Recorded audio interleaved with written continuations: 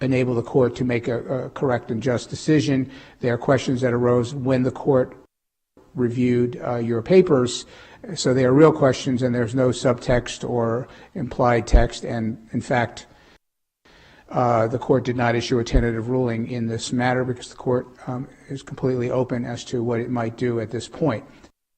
So the way I conduct these proceedings is, in this context, because we are recording the proceedings and the recording will not show the questions. Typically, I do not read the questions because they're e-filed with the parties in advance of the hearing. In this case, however, in these proceedings, I'm going to read the questions just so that the recording will contain the questions and the preambles that are the parties are responding to. So typically, it's pretty clear that a question is addressed to a particular party, I will designate that party, and then I will give the opposing parties on the same side and the opposing parties an opportunity to respond and reply. It's an iterative process until the court feels like it has exhausted the question. You don't need to repeat and say, I really meant that when I said it the last time, because I'm obviously listening. And the other thing that I want, since there are other parties, there are multiple parties at least on the plaintiff's side, to the extent I will give any party an opportunity to respond to a question or reply, and then at the end I have some specific questions that are addressed to the distinctions between the two different cases. So it'll be pretty obvious as we go forward, but again, I just want answers to the questions. And at the end, you'll note that at the last question, which is question 12, I asked if the parties had anything further they wish to address. Now, that is not an opportunity to change the procedure here or the protocol to reopen. But if there's something that was implied by the questions that you feel the need to talk about, or some matter that you feel needs to be said verbally, then say it. But keep in mind that the court has read all of your authorities, and so it's not an opportunity, except if it's in response to a question. You could say the XYZ case that we cited on page 3 or 4 of our brief, it answers your question, and that's perfectly okay. So again, I asked the last question with trepidation and advisedly about is there anything more, because I have what I call the vacuum theory, which is that nature hates a vacuum and so do lawyers, and when given an opportunity to fill the vacuum, they will fill it. So those rules of physics don't apply in this courtroom. So without further ado, let's start with question number 1, and let me have come to the lectern both sides who'll be arguing that question. And again, I have absolutely no problem with counsel splitting up the answers or handling it any way you want. It's not a jury trial. So I will read the questions that I published a couple of days ago, just so that the record is clear while counsel is getting ready. So question number 1 is as follows.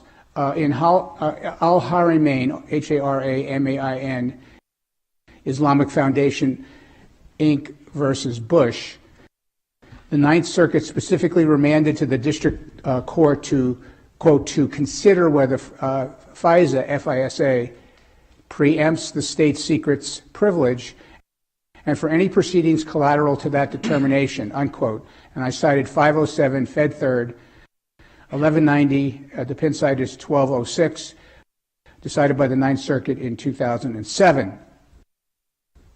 The district court in In Re National Security Agency Telecommunications Records litigation held that FISA does not preempt the state secrets privilege. 564 Fed Sup 2nd, 1109, Northern District of California, 2008.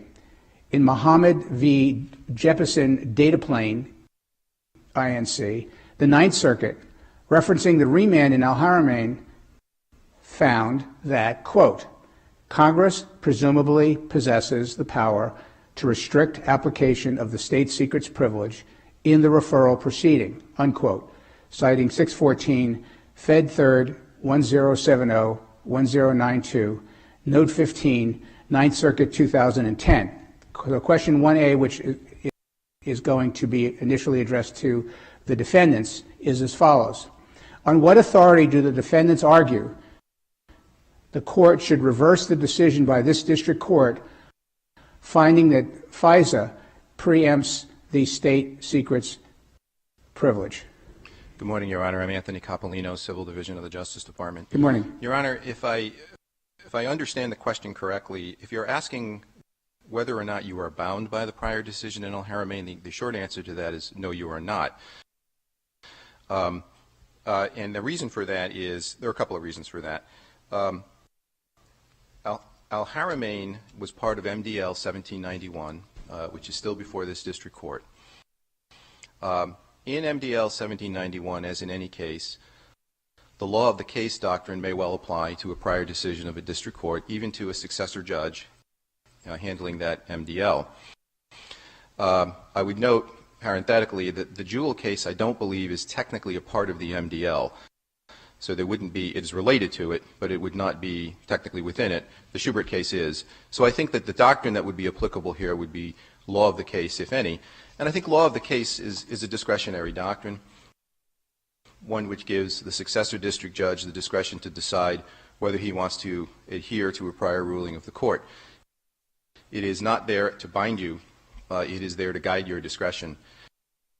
The standards in the circuit typically are whether a court would find, whether a court would find the prior decision to be clearly erroneous, or whether it would impose a manifest injustice. Our view, of course, is that it is both clearly erroneous and would impose a manifest injustice, but that the standard is somewhat malleable. This issue, by the way, has not been briefed because the parties did not argue, the plaintiffs did not argue that you were bound by the Al-Haramain decision. And so I think the short answer is you can follow it if you agree with it. We would, of course, urge you not to, but you do have the discretion not to do so. And I think that's essentially the answer to Part A of this let's question. move on to Part B, because I think it segues, and then I'll give plaintiffs an opportunity to respond on both. So question 1B is, does the Ninth Circuit's decision not to review the district court's finding of preemption have any persuasive authority? See Al-Haramain Islamic Foundation, INC versus Obama, 690 Fed 3rd, 1089 at 1091, decided by the Ninth Circuit in 2012. I think not, Your Honor. I don't think you can imply, certainly I don't think you can imply that the reasoning of the district court in Al-Haramain was endorsed sub silentio when the Ninth Circuit has declined to address the issue. I could argue that it may well be persuasive authority in against the concept of displacement in this sense. First, in a very specific sense, the Ninth Circuit held in that decision that FISA Section 1810, 50 U.S.C. 1810, does not create a cause of action against the United States for alleged unlawful surveillance. That was a sovereign immunity issue. And that's the only cause of action in the FISA, a statutory cause of action that the plaintiffs have relied upon in the FISA. Now, the plaintiffs had argued in this case that FISA Section 1810 worked in tandem with Section 1806F of the FISA, which are the procedures that they contend displace the state secrets privilege. I would argue that by holding that FISA 1810 does not apply to the United States, the argument that 1806F restricts the United States in connection with an 1810 claim has at the very least been undercut. Because it stands to reason that if the cause of action doesn't apply to the United States, the procedures alleged to restrict the United States in defending that cause of action would not apply as well.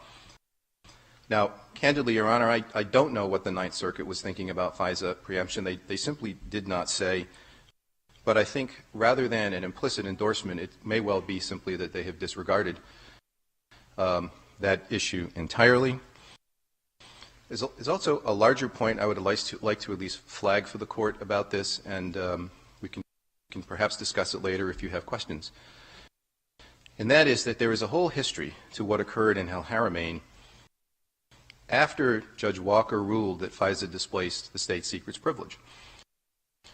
From that point, which I believe was around July of 2008, starting in the beginning of 2009, for a couple of years, there were extensive and contentious procedures back and forth between the plaintiffs, the government, and the court in trying to implement that order. And it turned out to be unworkable. And ultimately, all of the things that occurred for the next year and a half after Judge Walker found that FISA displaced the privilege led to nowhere, because we had argued that the Section 1810 didn't authorize a course of action, and the Court of Appeals ultimately agreed. But the process of attempting to go forward under FISA 1806F proved unworkable, and the El Haramain case was a laboratory for that. And so if you are considering following Judge Walker's decision, I would at least respectfully request an opportunity to try to talk you out of it and explain to you further the problems that we had in that case. All right. Thank you.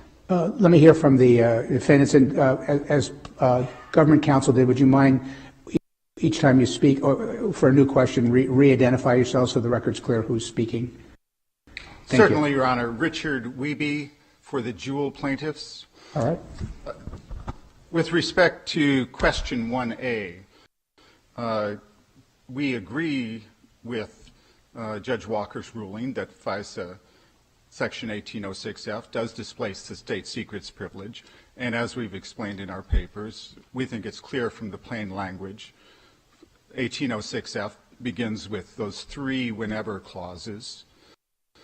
The government's position is that 1806F only applies when the government is using evidence against a person. We disagree with that. The first of the three whenever clauses, the first two of the three in 1806F, do address government's use of evidence against someone. The third clause, does Your Honor have that before? Yes. Would it be helpful if I also have it if that would be helpful?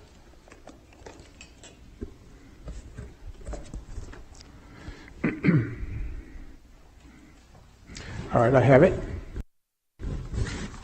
So we have, again, this is 50 U.S.C. 1806F, and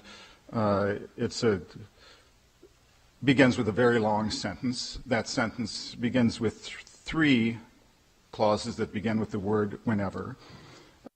The first two reference subsections C, D, and E of Section 1806F, and those are sections that deal with the government's use of evidence against a person, typically a criminal defendant.